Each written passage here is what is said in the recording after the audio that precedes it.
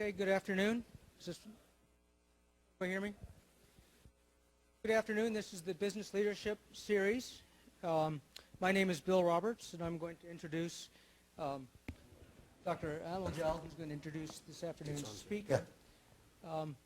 This Business Leadership Series, is this working? Yes.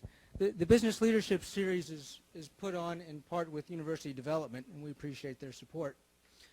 Professor Alagil, who will introduce our speaker, received his PhD from George Washington University before joining KFUPM and was one of the first people to join KAUST in August of '08. He came as the Vice President of University Relations, and then in December of '09 became Vice President for University Development.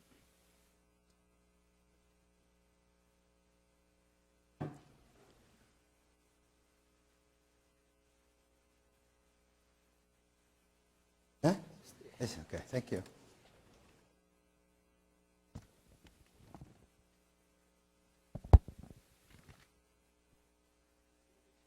Ladies and gentlemen, and our guests, good afternoon. The journey of Jarir started with the opening of a small store in Riyadh in 1979, selling office and school supplies at that time. Jarir went public in December 2003.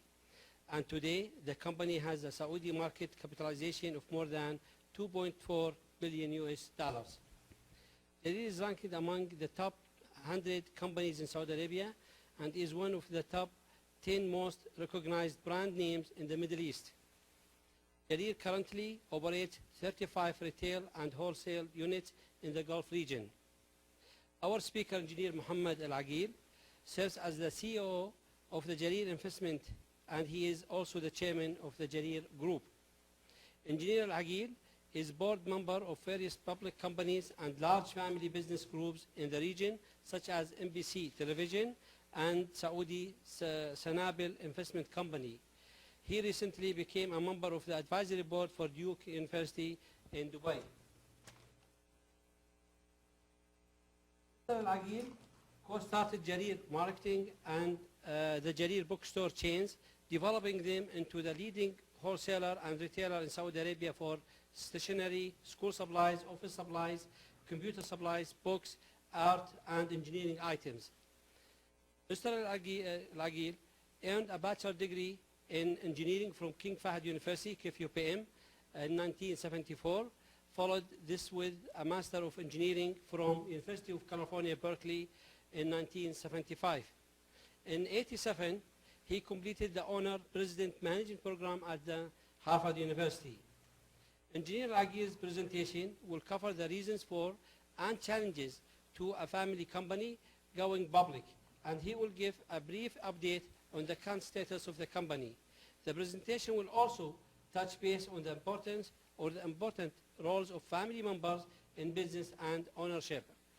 Ladies and gentlemen, Engineer Muhammad Alagil will give the presentation, and also would like to welcome his spouse, Ms. Noura, here. Thank you.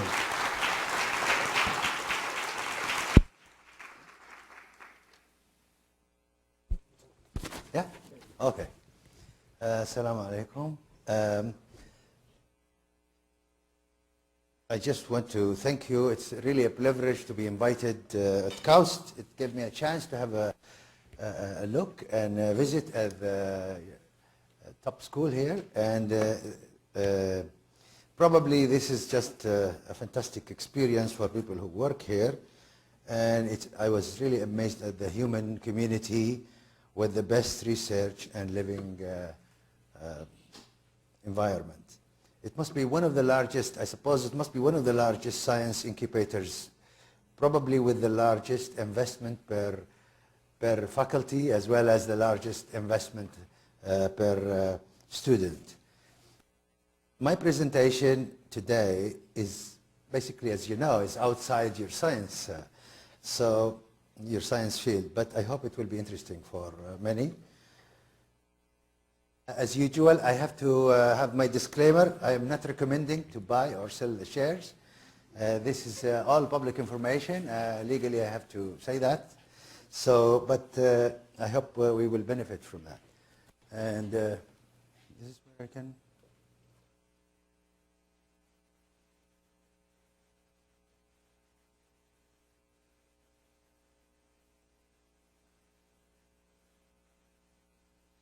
In a family business which goes public, there might, there is a lot of challenges and issues to be addressed, and it cannot be addressed in 1 month or 6 months. It has to be addressed years ahead.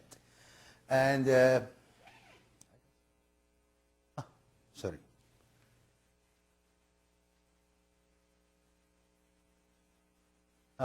Where is the pointer? Okay, very good.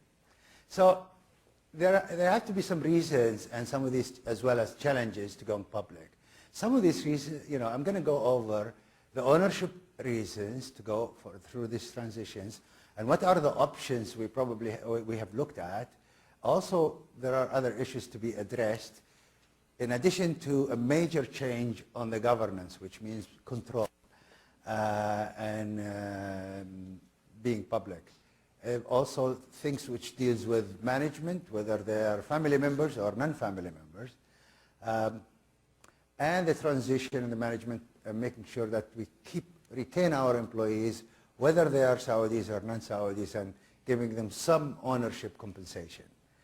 And then I'm just going to take a quick look at Jarir Marketing as a case in terms of financials, and I think this could be interesting as well. Then I'm just going to touch base at things people would typically look at, and in a more diagrammatic. When in 1979, we had a small store, which is a mom and pop store. It's about maybe 50 square meter, which is about 500 square foot. And I was, at that time, after I finished my engineering, I worked for about 3 years in engineering on the field.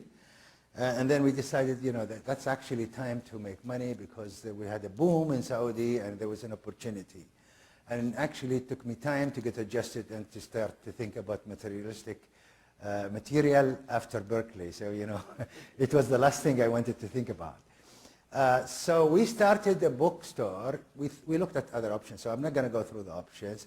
But we thought, look, myself, I'm an engineer. My brother is also finished from Boulder. He's an engineer. We probably can bring processes and systems and project management to a traditional business, which is mostly in the bazaar and things like that. And we have to recognize that at that time there was no Stables, Office Depot, or anything like that. They only started at 85 and beyond. And this is the age of the partners. Abdul Karim was just starting college, but he dropped it and he continued to work because he was working like 12 hours a day on the store. Abdullah was going to school at that time, and of course it was in high school. And then we'll go to the next slide. Just also, I wanted to give graphics and some photos just to get an orientation a little bit,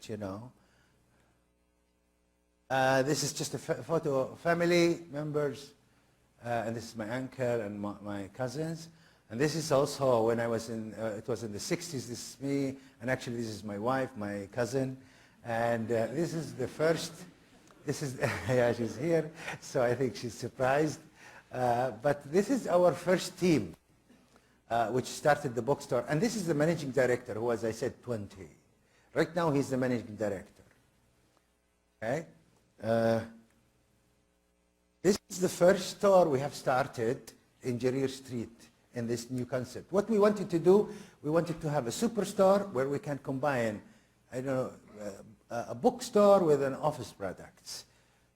And it was a boom there. And this really probably mentally for non-Saudis, probably compared to having Office Depot or Stables combined with Barnes & Noble, but in a smaller scale. And we were, it's very interesting. Sometimes we are, you get some luck as well. And one of the luck we had during the design, we had a designer who's only 25 years old. We gave it to an office, for an office here. He's 25 years old. He's just graduated from Parsons in New York. And this is probably one of his first projects. At the end of the day, 10 years later, this guy is written up all over the world. And he has done a lot of design and won a lot of awards. So we were very lucky. And this is the managing director, which was in the store. And today he's the managing director. Of course, he got bigger and older, so he's now here. And this is with Bill Gates in Riyadh. I think now Jarir, we are the largest retailer, not in Saudi, in laptops, in the Middle East, Africa, and Eastern Europe. We are larger, when you think about there are big countries like Turkey, Israel, and South Africa, we are very proud. Now I go to the subject, actually. The ownership, we have to sell some of it. So there are reasons why we would do that. We had 20 plus years building the business, and we looked at saying, okay, we need some liquidity, take something out of the table, so we can just use it, sell some of it and make some money.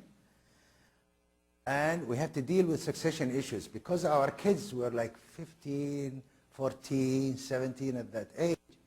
And people at 15, 17, they think their parents are stupid, right? So we were waiting for real problem. So we said, we're just going to do this. This is just going to take some of the risk out because they don't have to, it's public, there are better governance and things like that. And of course, I have to say, we're very lucky because they came back and they actually turned around to be very serious, which is nice. Then we had the valuation. We needed a market price for the business, which is better multiples. Let's say we had 100 million. Actually, because when you have an efficient business, it could end up to be valued at 400 or 700 or 800. And so we were valued around 800. So it's, we did more than 8 times our money so for the assets. And this is public information, okay? So that was nice. You have 100 million, but people say, look, we're going to pay you 800 million, which is fantastic. Again, I go back to the risk, but this time, we have a lot of money in the business, and so we wanted to take something out and reduce our risk. But we love the business. We don't want to sell it, but we wanted to take maybe 30% out. Then we have to think about whom to sell it with, because you can sell it to somebody who's going to give you a headache, and somebody who's going to be a very good partner and help you to grow the business. So there are risks there. I mean, you can really stuck with a lot of big names as well. So we looked at selling it to an institution, fund or something like that, or selling it to a lot of high net worth individuals, to JAR, or selling it to mutual funds here. Or the second option, this is a partial sale, and we selected to sell it to high net worth of a small group at beginning in 2000. Then the second choice is to look at a trade sale. We just give it to strategic buyers. You might end up having Office Depot or others who wants to come to the country. They can come and have a big business here, or a multinational, or to list it. And this is what we did in 2003. We had to look at the local stock exchange. It's complex. It didn't exist in a good way. We didn't have a regulator. Saudi didn't have a capital market authority at that time. So, you have to think about Bahrain or Dubai and things like that.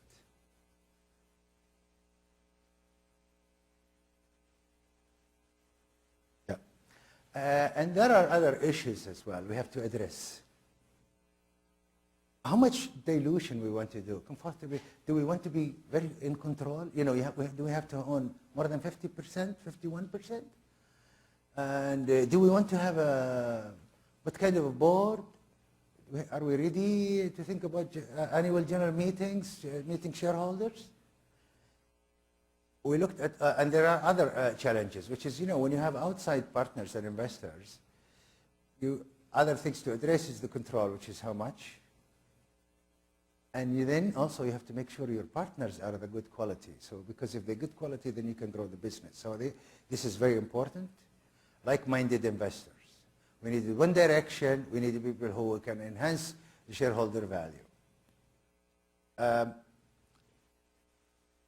And we have to be able to manage our relationship with the outside investors in terms of communication, and we have to do reporting, and we have to be transparent. And for a family business to be transparent, to say how much they sell, how much they make money, This is new. It's so personal.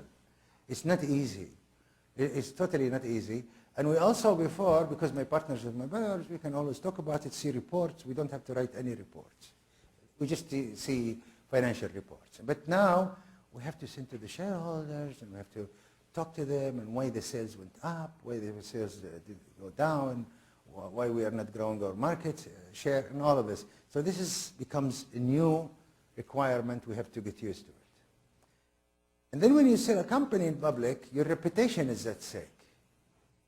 Because you think you finished your job, but it's actually you did not finish your job. Because your reputation is very important. You make money, but then you go to هذا زفت. So you have to work very hard and really try to work very hard to يعني ما تقدر تطلع من الشركة بسهولة. You have to work hard because now we made the money, but now we want to keep our reputation. If your investors don't make money or you don't take care of them, you had a bad reputation. It's a very bad end of our life. It's just extremely destructive. And unfortunately, there are sometimes businesses which they do that and they just destroy their relation with the community. Then we have to deal with the governance. Governance is really more, governance is a wide range, but it's really making sure things are done very good, honest, integrity, transparency, commitment. And on the governance, we have to think about the board of directors. We have to bring people who are constructive. Hopefully they have a retail experience. For instance, it doesn't help us if there is in the board people who are industrialists. It doesn't make sense because we are not in an industry. We are in retail. So these are issues which we thought about. And sometimes you don't find people with big names in the retail. So أحيانا مش مشهورين المجلس. But we decided this is not important. What is important is we have to get the best in the retail. So we did not have a marquee's name. So we said, okay, look, we're not going to play politics. We just have to deliver. And the only way for us to deliver is we have to have people in the retail only. If we don't have people in retail, we don't have more. Then we had to establish audit committee. This is new for a family. يعني الناس يراقبون الحسابات. ما متعودين الناس. People are not used to have audit family. But because this is the most important piece, we wanted to make sure that the public is very comfortable. So we gave control to outsiders. خلينا الاوديت يعني المراقبة الداخلية السيطرة عليها من الخارج. The audit is controlled from outsiders. This way, nobody can say, oh, the family is playing with the numbers. So we put the board 3, 2 from outside, 1 from us, from the family. That allows them to take complete control. So if they see something funny, they can announce it. If they see anything, they will not sign the financials. And if they don't sign the financials, we cannot publish it. The market will know. And this is extremely important because it adds value. If your stock is valued, you have 100 and it's valued at 500, if you have a very good audit and high quality financials, it might end up to be 60 because people trust you. But if you don't have very good audit committee, then it might end up to be 300 because you have a bad reputation. Somebody, how do I know the family is not playing with the numbers? So these are issues we looked at very closely. I go back again from the beginning. When we did our stores, we looked at the US as a benchmark. So we always looked at the US KPIs, key performance indicators. We always used them from the 80s. And the same thing when we wanted to go public, we also looked at the US, some of the best practices. Then we have a third committee, which is called compensation committee. And this is really, we have outsider involvements, but we have how much we pay for the management, how much we pay for the board, how much we pay for the partners, things like that. So this is the governance side. We had to start for management and caring about them and adding more managers years ahead. We had to have second line management. So we have to do recruitment, try to find the best people in the consumer products. We don't have exactly a retailer, but sometimes we have the best people in marketing and consumer products. And so we have to bring some of the best ones. Now we have a great second line. And then we have to think about how much control as a family we have to delegate to the management. So that's very important as well. And this is, people are not used to it. He's managing his family, so he signs everything, Why would he give it to delegate it? So everything comes to him. So that's not the case now. Some other managers, professionals who signs on this. Then we have to think about how many local and in terms of cost, loyalty, longevity, local and non-local. So this is, we have built it over the years, and we have built a very loyal, return groups of top managers. We also have to think about, of course, career path, because we had to add more Saudis and have a faster track, which is not the old way we used to do that.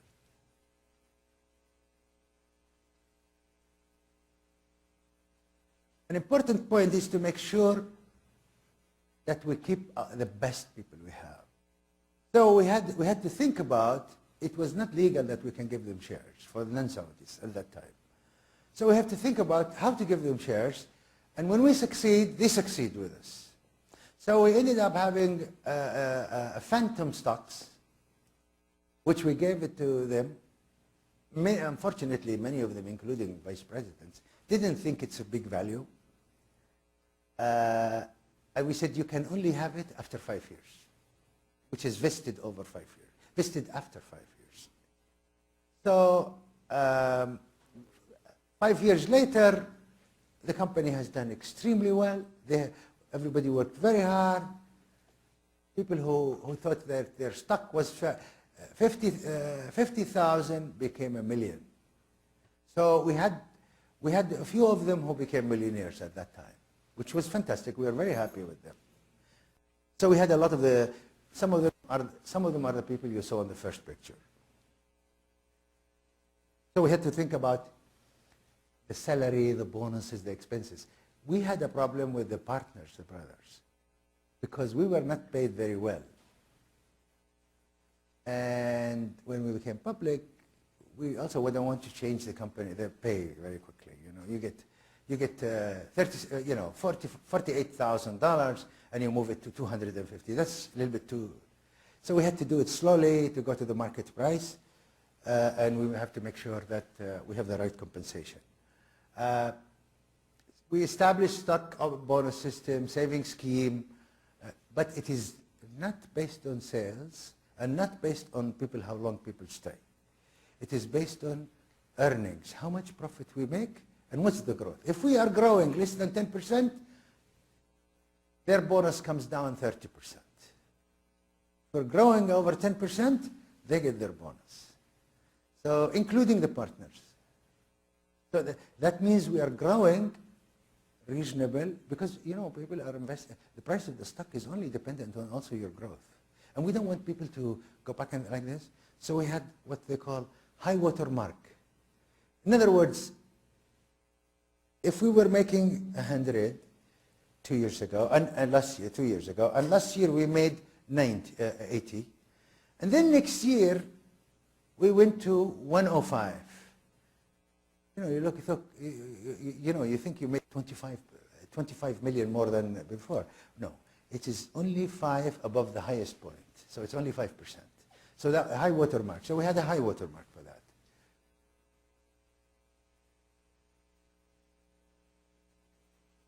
We continue to have, of course, high job targets for our employees. We continue to add to them another scheme of bonus, which is rolling every 5 years. And now we can do the shares directly to our employees, even if they're not Saudi, because it's legal and it's no problem with it now. In the family side,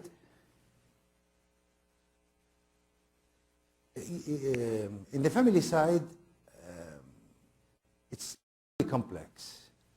Because we are 5 partners, of course several of us are managing other businesses, so we're not all in one business. But still, 5 partners, and you have your driver, or sometimes it's the company driver, and sometimes you call the maintenance from the company to do your house and things like that. So years before, we stopped to do that. Cannot use company driver personnel. They cannot pick your children. They cannot use your secretary to pay your education, kids' education, do all of this. We have established a family office, a separate one, where people can use it. And then, everybody has his own driver. Generally speaking, our wives never have been access to the stores, and our kids has no access to the stores. I cannot call today and say, in Jeddah, I say, give to Abdullah al-Majil a computer, or Dr. Abdullah, give him 25%. I cannot do that. I am not allowed. Even I'm the chairman. I have to call the showroom manager and tell him, look, what's the maximum discount you can do? I cannot call on Arthur. And then I say, okay. And then he said, look, I can do it in my personal, and I will do that for you. But he will do it, or I will have to pay. So some of these things, so we're quite separate.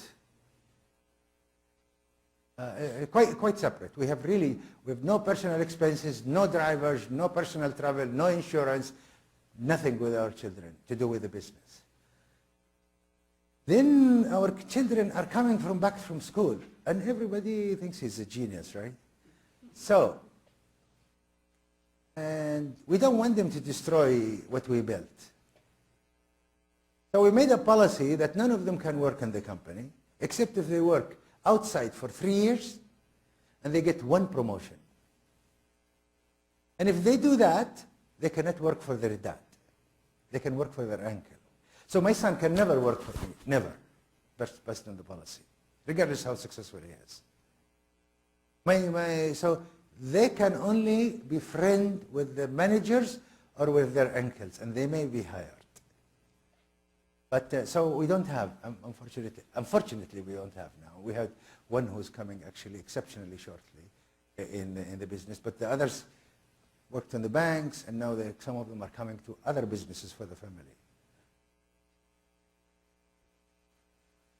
And then we have companies which do work for Jarir Bookstore and Jarir Marketing. We have the construction, and so we were construction. One of our companies was doing the construction for them.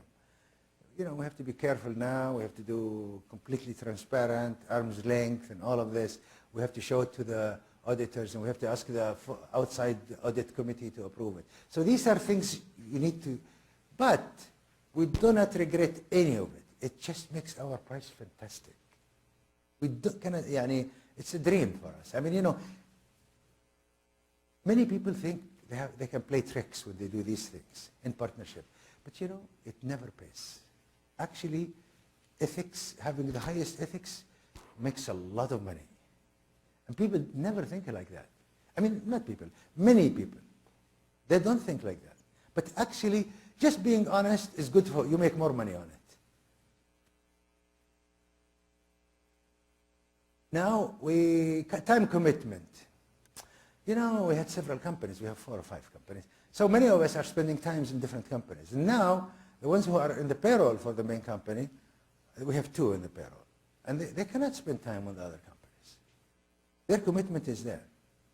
I spend 30% or 40% in the main company. I don't charge the company for it.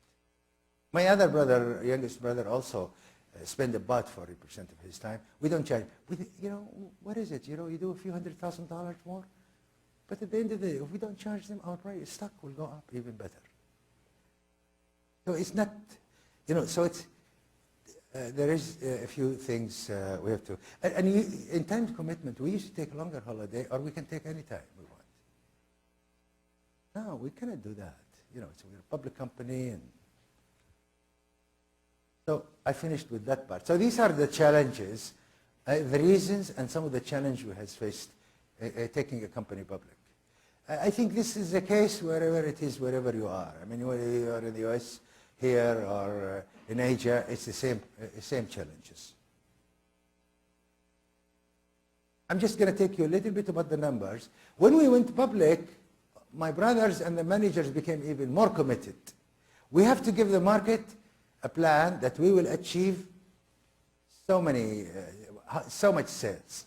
It's almost like you know, probably people now putting pressure at accounts to start to say how many patents, or how many this. So it's similar in a different way. So our revenues in 2003, it was 663, and now it's 4.6 billion. You tell me, well, did I ever think that we're going to be 4 billion? No, I can tell you no. I can only think now about 3 years ahead, 3 to 5 years, but never in my dream. So we are very fortunate, alhamdulillah. And then our bottom line, our profit was 109 riyal. It's probably $26 million. And now it's 570. We just announced it. It's approximately. So which is about 100, maybe 25.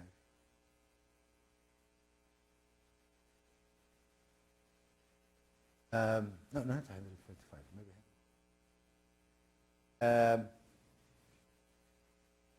So because we went public, we had to work harder to make sure. Because you know, if you're not growing, the market will punish you. Your stock will go down. They don't care. So we have to make sure that we are actually growing all the time. And this is the structure of the company before and after. We have in Saudi, we have 28 stores. In the GCC, we have 2 in Qatar, 1 in Abu Dhabi, and 1 in Kuwait. We have 32 stores today. We expect this to go over 50 in the coming 4 years, hopefully. In the wholesale, we also have in Saudi, but this is really wholesale.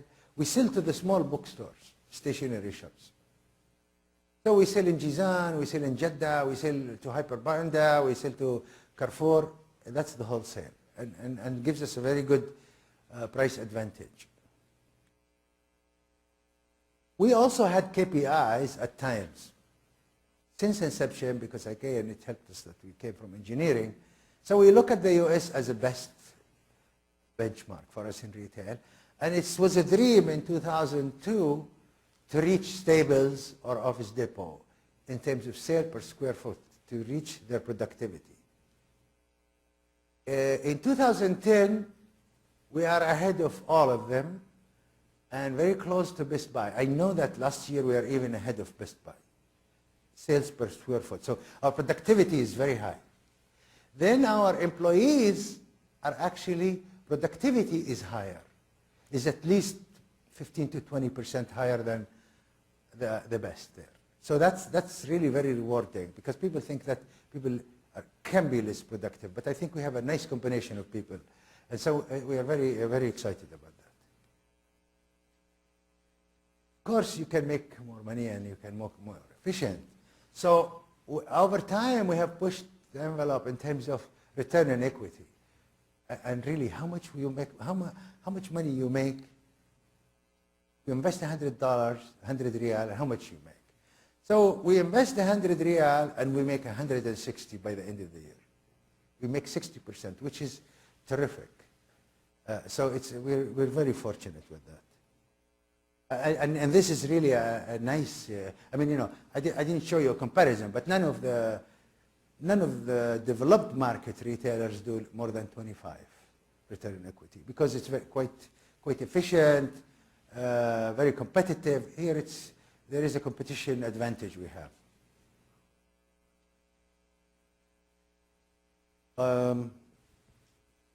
So overall, since we've gone public, we had always had a growth. Fortunately, and I hope that this can continue. I don't think we can continue at the same pace, but it's going to be good. 21%, which is quite a lot, 21% for this number of years. When you think 8 years, 21%, that's huge. Because you have to think, we have basically multiplied it 4 times. 4 times. 621 is small, but it's not small. I mean, you know, 21 means you double your money every 3.5 years, which is difficult. It's difficult because we have to go to other markets now. Saudi, I mean, you know, I think we still can grow very nicely in Saudi, but we have to go to other markets. We have to go to the GCC, we have to go to probably Egypt and North Africa. Otherwise, again, the stock goes down. So we don't want the stock to go down. That's really most of it. I have only 2 more slides, but these are just, I thought they were interesting slides for people who are interested in the family business. But, in the family business, there are owners. There is the business, and there are family members. And not all family members are partners. So we are 7 brothers and 2 sisters. Not all of them are partners. So some of them are not partners, so it's in the family side. Some who are family but does not have ownership, but they are in the business. So this is just how it's quite, especially this part becomes very complicated.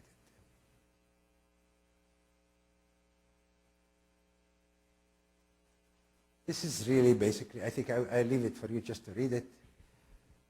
This is just development of a dream. Start in your 20s and you start to form your dream at, hopefully before 30, and you work at it, and you probably adjust it at several stages of your life. And that's it. That's all I have. And I hope it was interesting for people. And if you have any questions, I'm willing to share it with you. Thank you. Thank you. Thank you. Thank you. Madri, yeah? Where are you incorporated? We are in Saudi. We are in Qatar. We're in Kuwait. We're in Abu Dhabi. And we are in Egypt. But the corporation... Riyadh.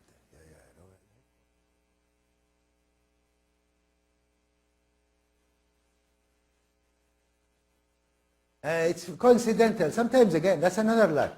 So it's a store we bought in 1974, a small store called Jarir. It used to be owned by somebody called Al-Frayh.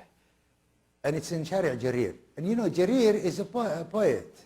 So it was really nice for us. A bookstore with the name of a poet and also easy to brand. So we liked it and it worked very well for us. Totally.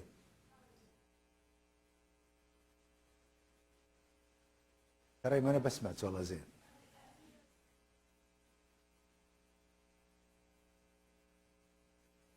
I don't know if this works, but maybe.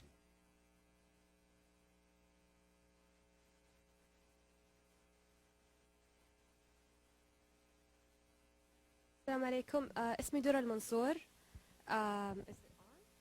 مزبوط نسمعك. Okay, it's on, alright. So سؤالي هو هل ممكن مثلا جرير بناء على يعني تدرس السوفت وير اللي الناس يشترونه كثير ممكن تسوي نسختها هي من هذا السوفت وير؟ وسؤالي الثاني هو هل ممكن انها تروح في اتجاه الاي بوكس؟ مثلا بارنز اند نوبل عندهم النوك، فهل ممكن جرير تطور جهازها الخاص اللي تبيع عليه كتبها؟ أنا سمعت السؤال الثاني اي بوك. I think e-book we will be launching. We're actually testing it now. We should be launching it by the end of the month. We're actually now at the final stage of launching about 150 books, but they are all in Arabic, of course. And we're just waiting for Apple to accept our protocol and put us on their store. يسوون جهاز خاص لأنه بارنز اند نوبل عندهم نوك اللي هو جهازهم الخاص اللي عليه كتبهم. لا اي بوك تشتري الكتب العربية. The ones which are published, the best sellers which are published in Arabic, you can buy them as e-book at any instruments you have. Oh, I see. Okay. There's no, you don't need to buy hardware. تفضلي. The question is that what's the next key market we would be probably penetrating? Yeah. We have 4 stores in the GCC, and the GCC is equal to Saudi Arabia. Not exactly, but it's close to Saudi Arabia. And so we have, to some extent, we have a fundamentally a low-hanging fruit. So, and we ship from Riyadh. We are already established there. We can leverage our assets. We're already connected. We have our computers connected. So we think the Gulf can be a very big part, but also a big part will be the B towns in Saudi Arabia. So we are opening in Taif, in Jizan, things we never thought we will. So we're going to do that. Over the coming 3+ years, the next market will be Egypt. Because of the reason of the size. You know, when we go to Egypt or Lebanon or something like that, we have to set up a warehouse, we have to set up IT, we have to do a different buying, we have to go through different customs than Saudi Arabia. We have to do a different ads, it's culturally slightly different. So we think Egypt, because of the market size, we probably will go there. Fadal. You are in Coast and you graduate Berkeley, University of California.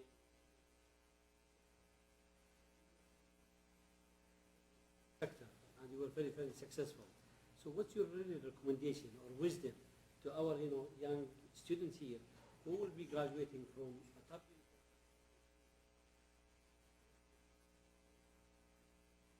This is a hard question, but it depends on the passion. But life is much simpler than people think. If you approach it as that you have a complicated problem, then actually you won't do it. Don't do it. But life is much simpler, and sometimes people go too far, too complicated. I'm talking about Saudi market. Look, I'm talking about Saudi market. People can just work too far ahead in try to prove too far ahead in technology.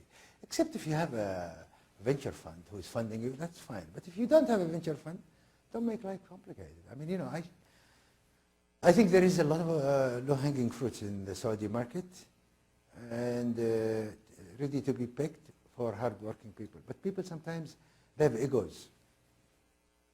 So the ego is a problem.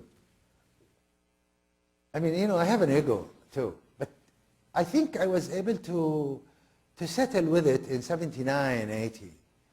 But I could not tell my friends, because I was a good student on a relative basis, I could not call my classmates when we had like every Thursday or every month we have a gathering.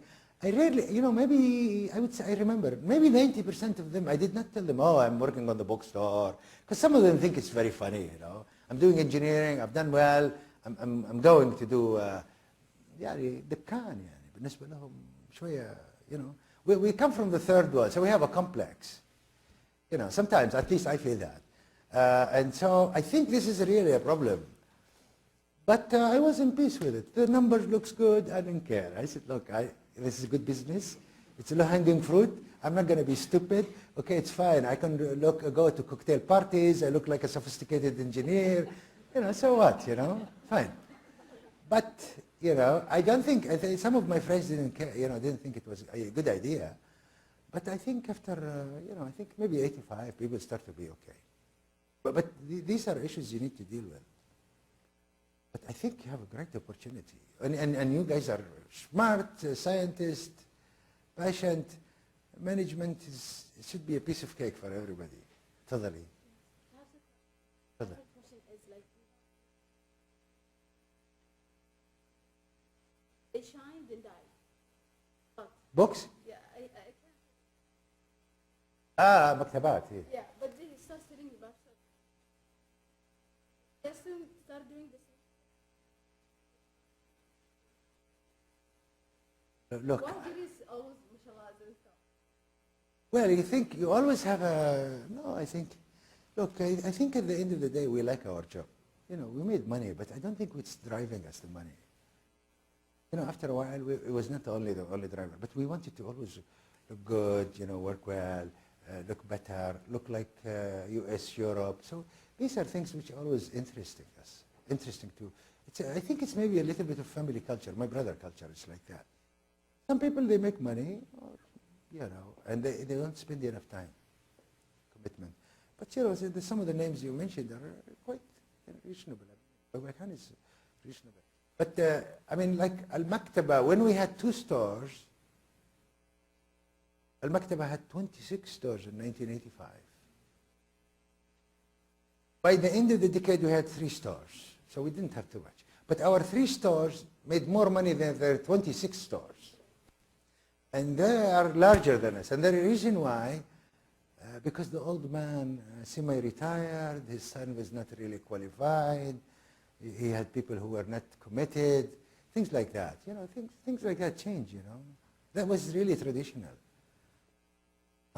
I have to give another question. وارجع لك. تفضلي.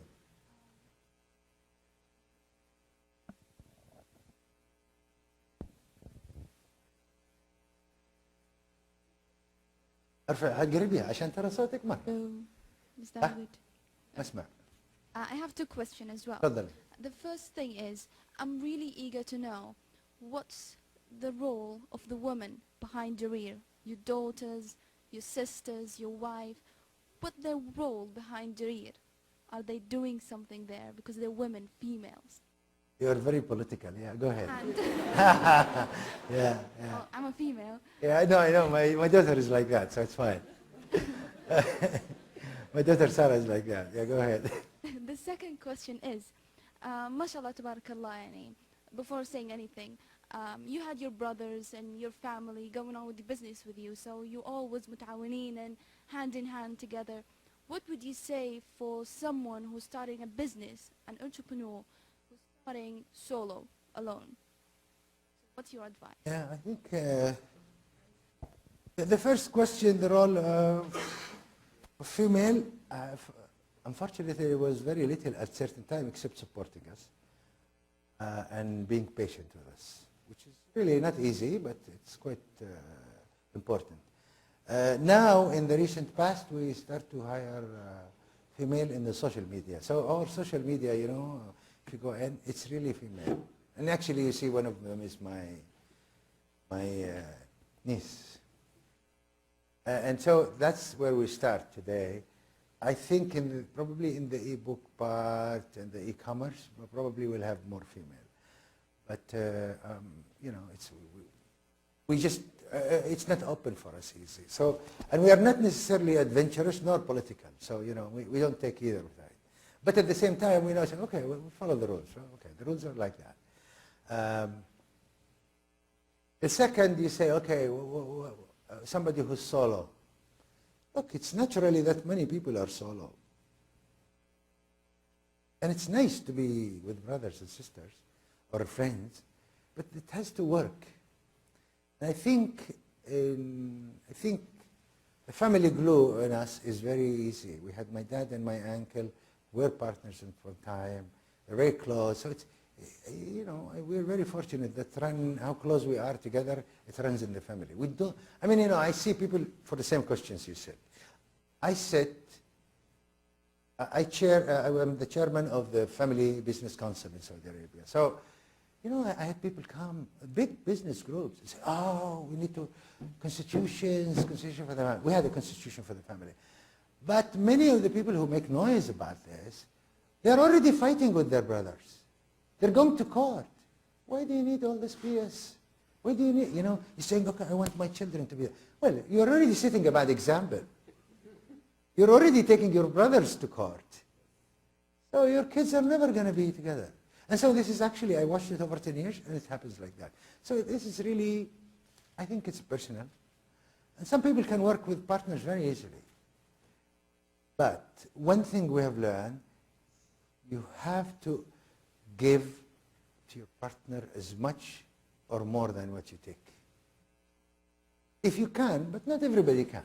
And don't feel disappointed if you can't. يعني لازم تحب لأخوك زي ما تحب لنفسك أو أكثر. إذا تقدر تستطيع فبها، ما تقدر تستطيع يعني لا تزعل ولا تزعجه ولا غيره يعني.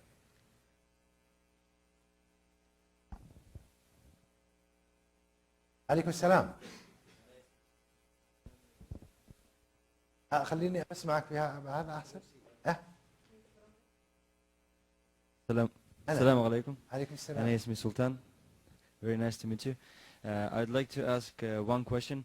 What was the last push for you when you was a young field engineer working in the field to grow to make the business, to step into the business? That? What was the last push for you to go to business from the engineering?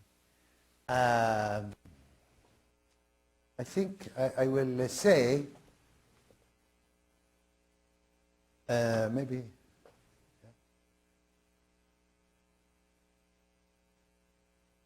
Actually, the first slide.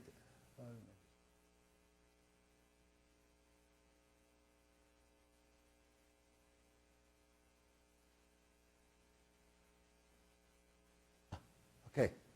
I think look, I cannot say there was a push. You can call it with it. We were taking risk. We probably did not understand the risk we were taking. I mean, when you think about 27, I can't say that my son who's 27 is doing right. I mean, he said, oh, I'm going to start a business. Okay. So I think we didn't realize the risk. And the reason why we went to the business to start with is I came from Berkeley. I was anti-material, so I was a little bit on the social side. So I didn't care about capital, money, and things like that. It took me 3 years. I did engineering, but then I realized there's a lot of people who are making money, and they're becoming more important. I said, what? Actually, after 3 years, I became head of a unit, a manager for the Eastern Province. So I recognized I was not doing any engineering. I was managing people. Yes, I know how to read the drawing, but at the end, I was not doing any. I said, why did I do this? It's to be promoted is like that. I mean, I might as well go into management. And that's how. And then I saw a lot of people making money who are really like just basically finished high school, elementary school at that time. But they're making a lot of money because of the opportunity in Saudi. Today, I'm going to work for them. So, and that's how we went there. And then we didn't realize the risk.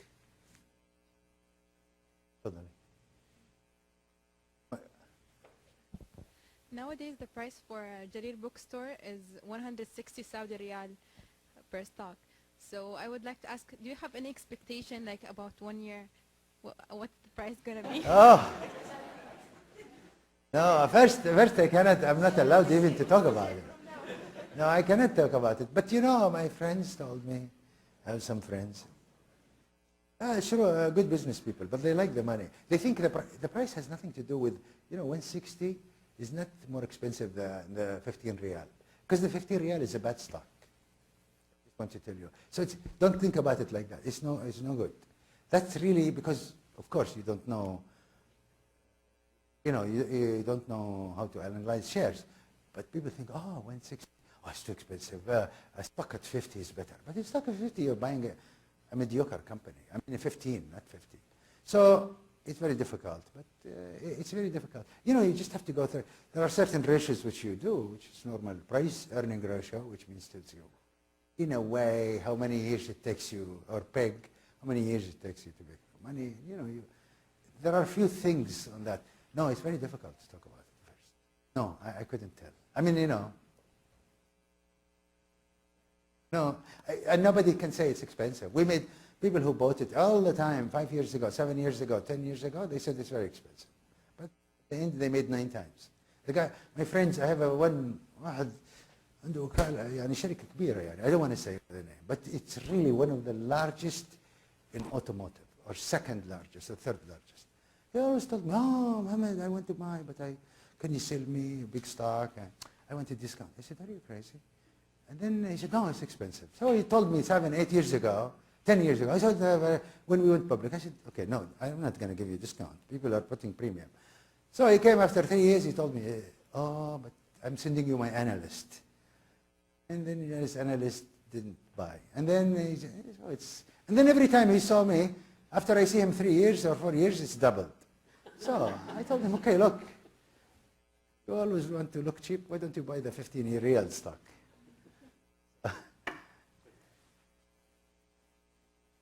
Yeah, okay. We all looked at this side, but we never really gave a chance for the other side. Don't make it difficult, though. Just one question, really easy, probably. بالصوت ما سامعون. Just one question. Yes, please. If there is a right moment, when did you know it was the right moment to quit your job and rely on your business?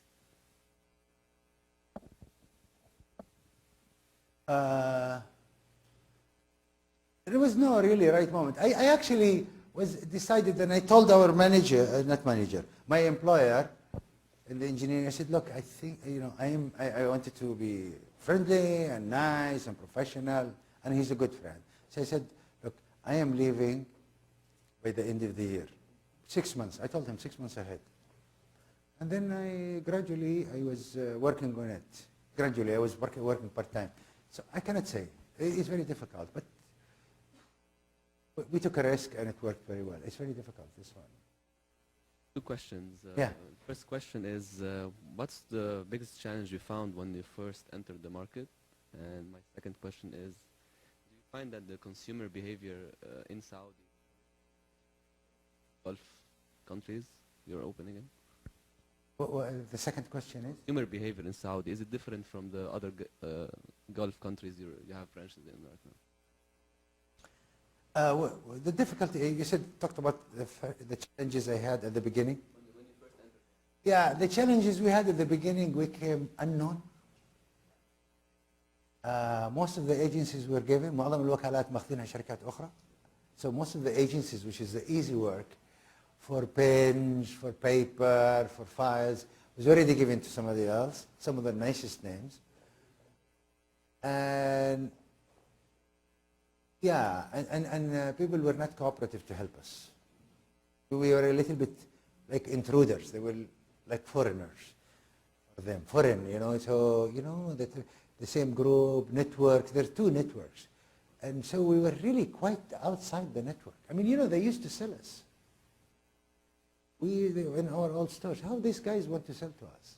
So, you know, there was one. And the second one is the consumer behavior. Consumer behavior, it's merging with time. You know, with the communication, social media, TV, and all of this, it's internet, it's really merging. It's very funny. I mean, you know, it's quite funny. I mean, you know, look, in Saudi, they deal with the phones. No, they deal with the phones or the laptops. You know, you always calculate logically that you have the phones, but it's not functional after the function. You change it after 3 or 4 years. But actually, we start to see the people who can afford it are buying it like jewelry, not jewelry. I mean, you know, like a moda, يعني. And this is the same in the UAE, same in Kuwait, same in US. For the younger generation, or in India, for the younger generation, it's not a necessity, and it's for them, it's a luxury, and it's status symbol. So these are very strange for us, culturally very strange for me, and it's the same in Saudi.